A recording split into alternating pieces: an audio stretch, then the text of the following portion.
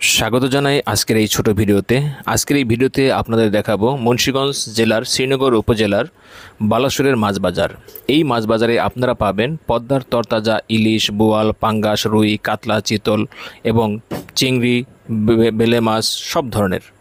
এবং এখানে শুধু মাছ পাবেন না, এই মাছগুলি তরতাজা পদ্মা নদী থেকে ধরেই এখানে মাছগুলি নিয়ে আসে জেলেরা, কারণ এখানে মাছের দাম একটু বেশি পাওয়া যায়।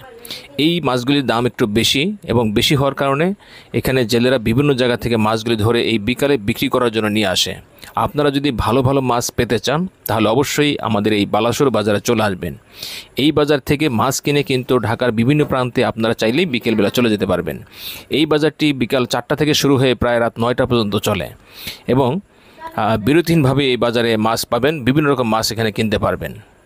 আশা করছি আপনাদের এই ভিডিওটি ভালো লাগবে এবং ভালো লেগেছে এবং প্রয়োজন হবে। ধন্যবাদ।